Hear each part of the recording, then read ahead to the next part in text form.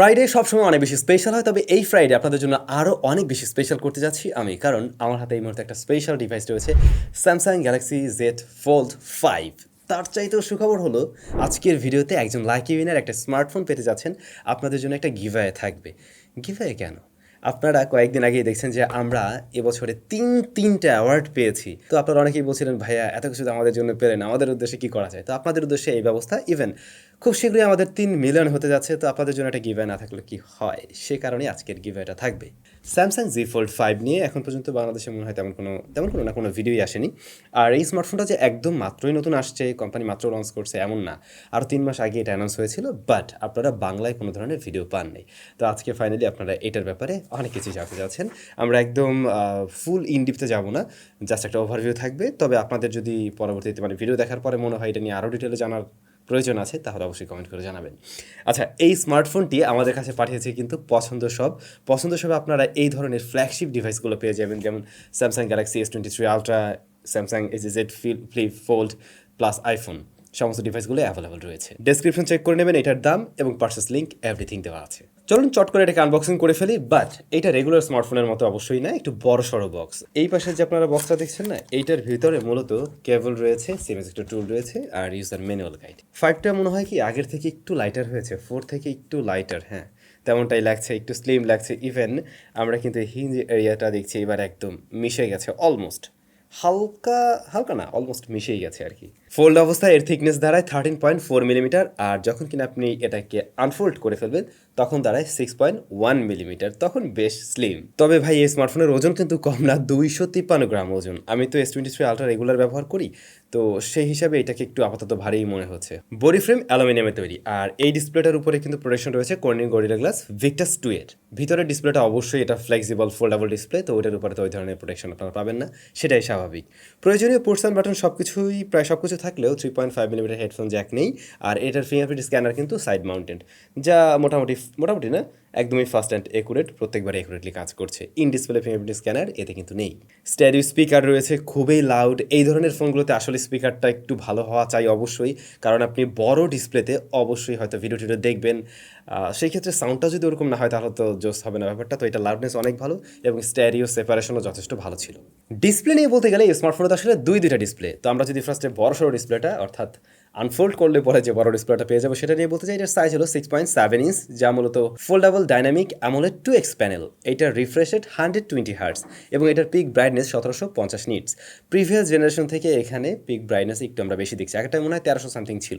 তো এই ডিসপ্লেটার brightness good enough. এই ডিসপ্লেতে HDR10+ এর সাপোর্ট রয়েছে এবং এর রিফ্রেশ রেট কিন্তু 1 হার্টস থেকে একদম 120 হার্টস পর্যন্ত পুশ করতে পারবে, যেটা আপনার ব্যবহার অনুযায়ী আসলে পুশ করবে। দ্যাটস ওয়াই এই ডিসপ্লেটা ব্যাটারিও কম বার্ন করবে এবং প্রিভিয়াস জেনারেশন থেকে এ কারণেই এখানে ব্যাটারি ব্যাকআপটা তুলনামূলকভাবে বেশি পাওয়া যাচ্ছে। এই ডিসপ্লেটার তলায় কিন্তু ক্যামেরা রয়েছে, যা সহজে কিন্তু দেখা যায় না, যেমন এই মুহূর্তে দেখা যায় না, বাট এর নিচে ক্যামেরা ঠিকই আছে। যদি সাইড থেকে তাকান, একটু ভালো করে লক্ষ্য করেন, দেখবেন আন্ডার ডিসপ্লে ক্যামেরা রয়েছে টপ রাইটে। যখন কি আপনি ভিডিও দেখবেন, কোনো কাজ করবেন, ডিসপ্লেতে কোনো ধরনের ছবি বা অ্যানিমেশন যেটাই আসুক না কেন, ওই মুহূর্তে কিন্তু ক্যামেরাটা ভিজিবল না। বাট যখন কিনা আপনি ক্যামেরাতে যাবেন, ফ্রন্ট ফেসিং ক্যামেরা অন করবেন, তখন খুব ভালো করে দেখবেন যে হ্যাঁ, এখানে ক্যামেরা আসলেই আছে। আর সত্যি বলতে এই ফোনটা হাতে নিয়ে জাস্ট এই ডিসপ্লেতে যদি একবার হাত দেন, কোনো কাজ করেন বা কোনো ভিডিও দেখেন, আমি শিওর যে কেউ এই ডিসপ্লের প্রেমে পড়ে যেতে বাধ্য। এর কালার রিপ্রোডাকশন, এই ডিসপ্লের স্মুথনেস, ফ্লুয়েন্সি, সব কিছু এত বেশি জোস যে কারোরই ভালো লেগে যায়। তো ওই জিনিসটা তো এখানে পাচ্ছেনই, আরও বড় পরিসরে পাচ্ছেন। দ্যাটস ওয়াই আপনাদের কাছে আরও বেশি ভালো লেগে যাওয়ার কথা। এবং হয়তো এই কারণেই আমি চিন্তা ভাবনা করছি আপাতত এই ডিভাইসটার বদলে এইটা ডেইলি ড্রাইভার হিসাবে একটু ব্যবহার করি। তো সামনের ডিসপ্লেটার সাইজটা একটু আসলে ডিফারেন্ট, মানে এর রেশিওটা আর কি। এটা 23.1:9 স্পেক্ট রেশিওর। তার মানে কি দাঁড়ালো, বেশ লম্বাটে শেপের একটা ডিসপ্লে, চিকন লম্বাটে। এই ধরনের ডিসপ্লেতে আপনার ইউজ টু হতে একটু টাইম লাগবে। রেগুলার স্মার্টফোনগুলো আমরা দেখি কি একটু চওড়া হয়ে থাকে, বাট এইটা কিন্তু ওরকম না, এটা অনেকটা চিকন। আমি যখন টাইপ করছিলাম, আমি কয়েকবারই মিস্টেক করছি। তো আমার মনে হয় এটার সাথে ইউজ টু হতে একটু সময় লাগবে, বাট ইউজ টু হয়ে গেলে তখন আর এটা নিয়ে কোনো ধরনের প্যারা থাকবে না। আর এমনিতে অন্য কাজবাজ বা ভিতরে ডিসপ্লের সাথে যদি কম্পেয়ার করতে চাই, সেই ক্ষেত্রে কিন্তু এইটার কালার রিপ্রোডাকশন, ব্রাইটনেস, এভরিথিং একদমই পারফেক্ট আছে এবং হাই রিফ্রেশের ব্যাপারটাও একদম ঠিকঠাকভাবে পুশ করতে পারছে।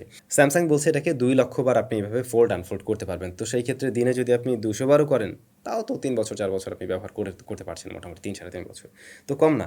ফোল্ডেবল ডিভাইসে আসলে ক্রিজ থাকবে, এটা খুব স্বাভাবিক। এই স্মার্টফোনটা তো অবশ্যই রয়েছে, হাত দিলে সেটা খুব ভালোভাবে ফিল পাওয়া যায় এবং দেখাও যায়। বাট প্রিভিয়াস জেনারেশন থেকে ইমপ্রুভমেন্ট আসছে, কিন্তু ডিসপ্লেতে সেই রকমের স্মার্টনেস আপনার হাতের ফিঙ্গারপ্রিন্ট একদম বসে যাবে। তো এগুলো ক্লিন করেই ব্যবহার করতে হবে, কিচ্ছু করার নেই। স্মার্টফোনটি রান করছে One UI 5.1.1 based on Android 13। Samsung বলছে এটাতে 4 বছরে তারা মেজর আপডেট দেবে, অর্থাৎ 4টা অ্যান্ড্রয়েড আপডেট দিবে এবং 5 বছরের সিকিউরিটি প্যাচ দিবে। প্রসেসর হিসেবে রয়েছে কোয়ালকম স্ন্যাপড্রাগন 8 Gen 2। এইটা পাওয়া যায় 3টা ভ্যারিয়েন্টে, 12 256 GB, 12 512 GB এবং 12 1 TB। Storage type UFS 4.0। তো এটার পারফরমেন্স নিয়ে আসলে আমি আর কি বলবো, একদম ফ্ল্যাগশিপ লেভেলের যে পারফরমেন্স ওটাই আমি পাচ্ছি এই স্মার্টফোন থেকে। পাশাপাশি এটার ওয়ান ইউআই আপনারা জানেন, one of the best UI অ্যান্ড্রয়েডের জন্য। আমার কাছে আসলে ডিফারেন্স মনে হয়নি। S23 আলট্রা আমি রেগুলার ব্যবহার করেছি, তো এটার সাথে এটা কম্পেয়ার করতে গেলে আমার কাছে একদমই ডিফারেন্ট মনে হয়নি।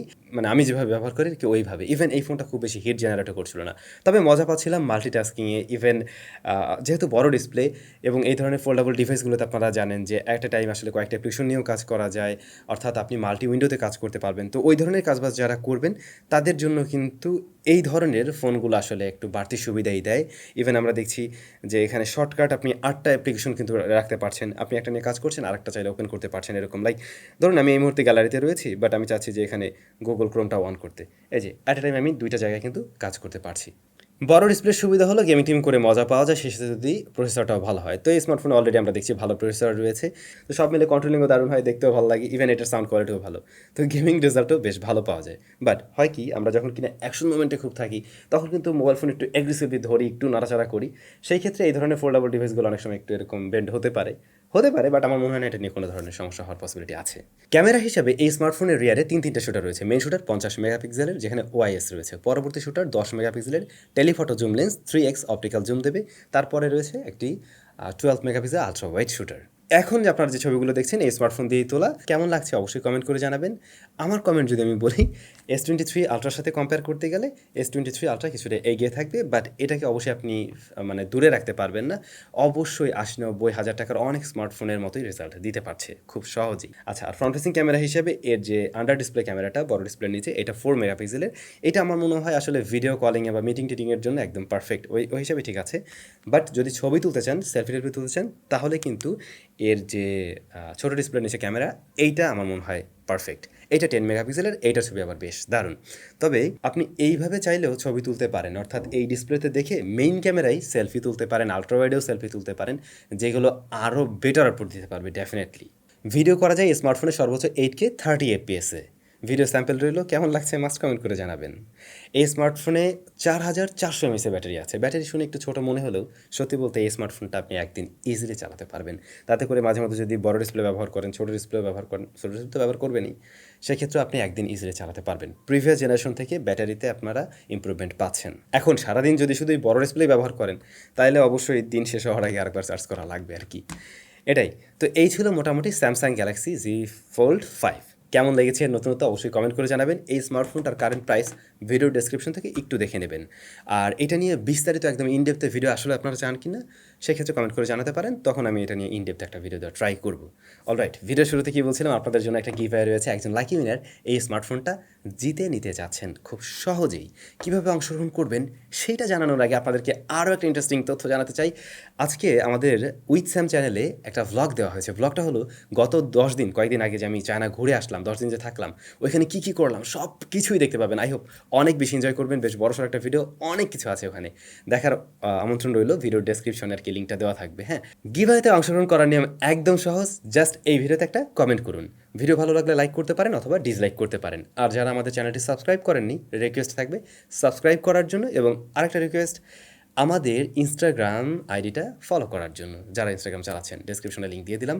আমরা এই স্মার্টফোনটা আপনাদেরকে কবে দিতে চাচ্ছি, মানে কীভাবে রেজাল্ট, আমরা মনে হয় 25 তারিখে এটার রেজাল্টটা দিতে পারি, কি বলেন?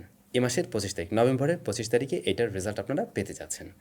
তো সাথে থাকুন এবং অবশ্যই আজকের ভিতরে কমেন্ট করে অংশগ্রহণ করে ফেলুন। দেখা হচ্ছে নতুন ভিডিওতে। Till then, take care.